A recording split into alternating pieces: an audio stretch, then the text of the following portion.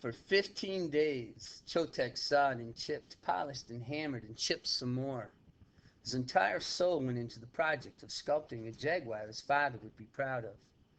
He cursed the fate that had brought him to this desperate situation. But as his sculpture took form, he became obsessed with it. He realized that he was, indeed, up to the task of doing justice to the rare block of stone. The years of training under Waptu had provided him with the skills and disposition that were necessary to bring life to stone.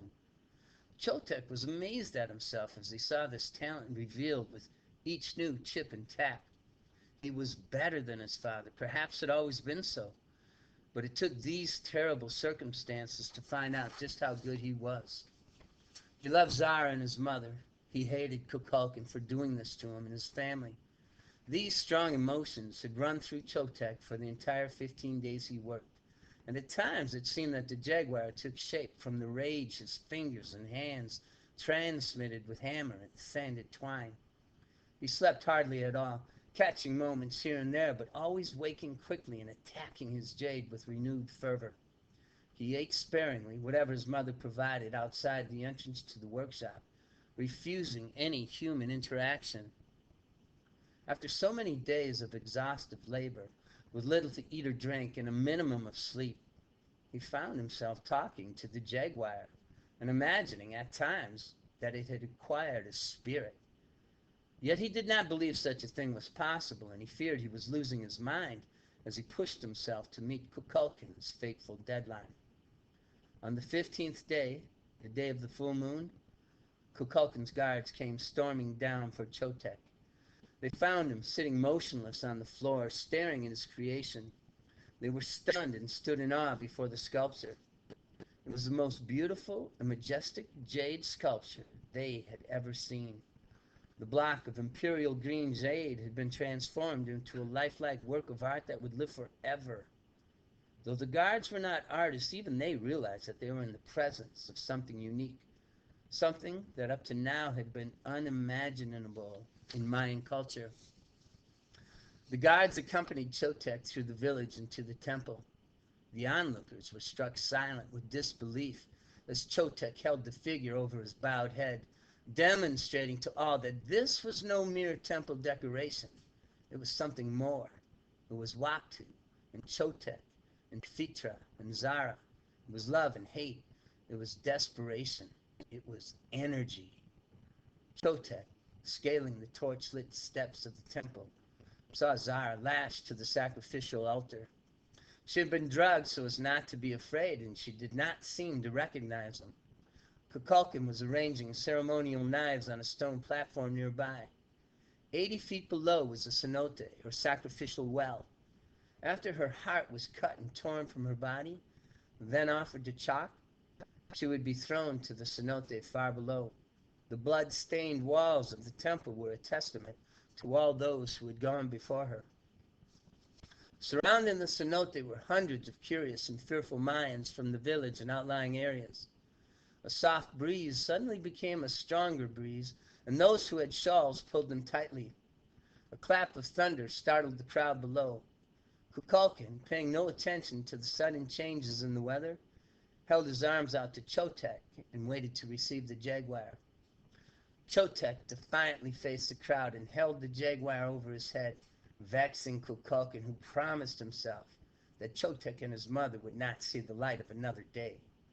The wind was gaining strength now, and a mad bolt of lightning reached for the village from the distance, stopping the people in their tracks.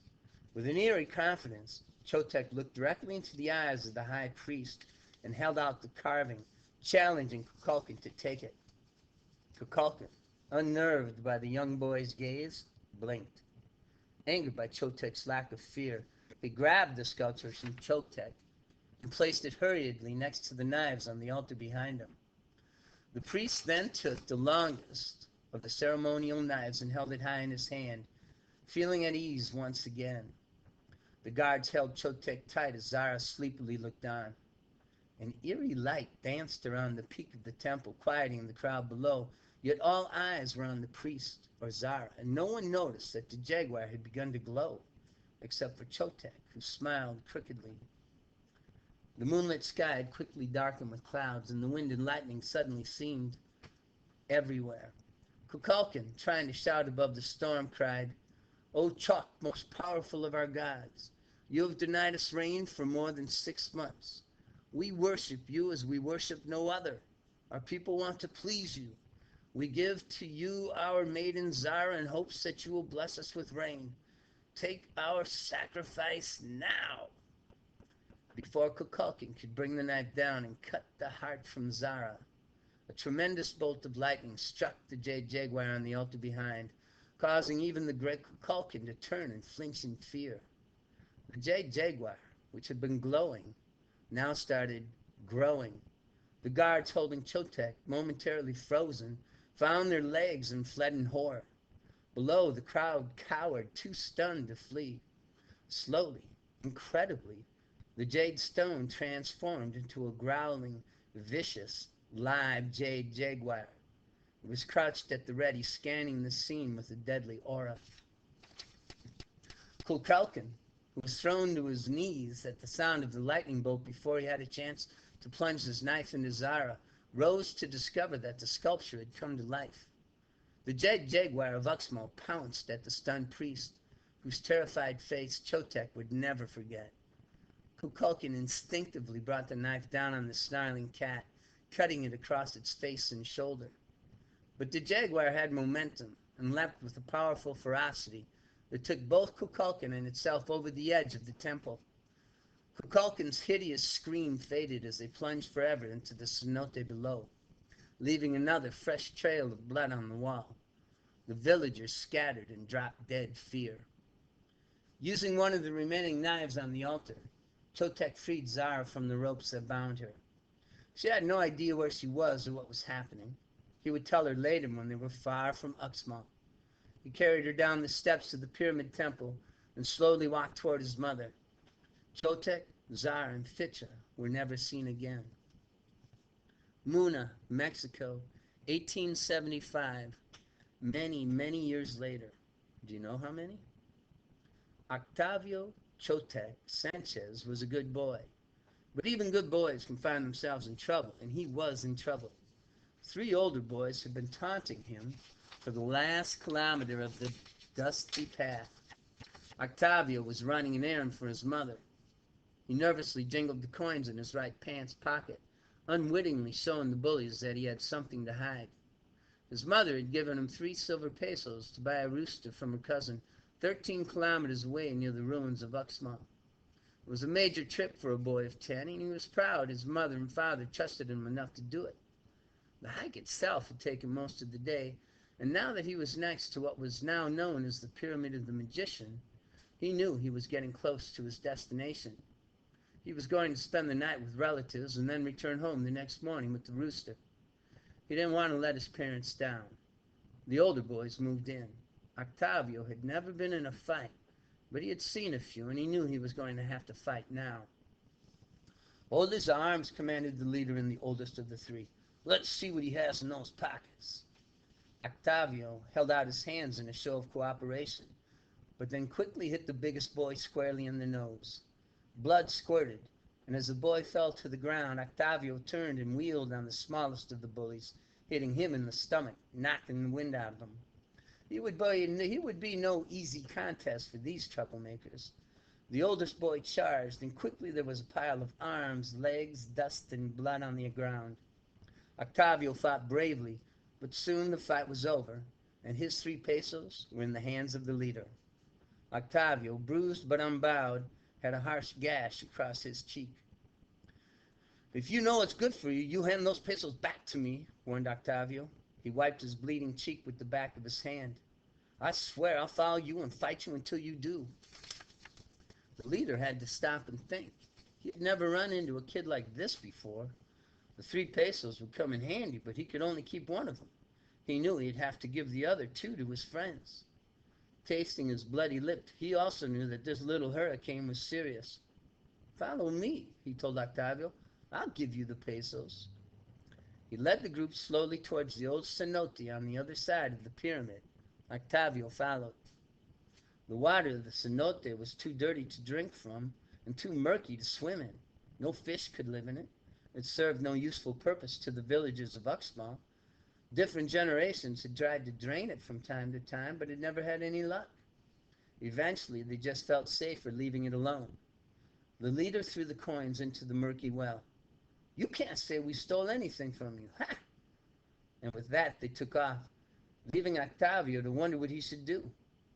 Sitting on the steps of the pyramid, he began to cry. His family was poor, and 3 pesos was a lot of money. They needed that rooster. After a very short period of time, Octavio finished crying and decided he was done feeling guilty for letting bullies steal his money. He got up, dusted himself off, and removed his shirt and shoes. He took 3 deep breaths and dove into the mysterious cenote. It was a reckless act, but to his mind it was a better alternative than returning home empty-handed. He went deep as he could, and then he found strength to go deeper still. Reaching the bottom, with his eyes squeezed shut, he ran his fingers through the murky sludge in the wildest hope of finding a coin. Feeling something flat and round, he grasped it and shot straight up, gasping for air as he broke the surface. A silver peso! Making sure the bullies were gone, he threw it to the edge and spent a moment catching his breath. Down again he went, trolling the muddy bottom for another reward. This time, his hand glanced over something different. It was big, definitely not a coin, and it was really buried. Using whatever that thing was as an anchor, he brought his other hand down to it. Losing his breath, he rapidly settled his feet into the mud, almost in a sitting position. Pulling with all his strength to wedge the object free, it came loose with what sounded like an ancient moan. Octavio sped towards air. The young diver gasped again as he took in new air and made his way towards the edge of the cenote.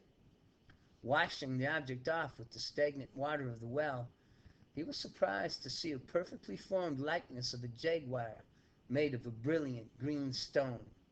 Octavio couldn't help but wonder how it had ended up in the bottom of a foul cenote.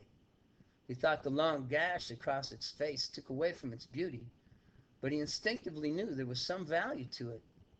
Octavio carefully set it next to the silver peso he had found. He would bring it home and show it to his parents, just as soon as he found the other 2 pesos and bought that rooster from his mother's cousin. And he knew he had to work fast, judging from the thunder in the distance.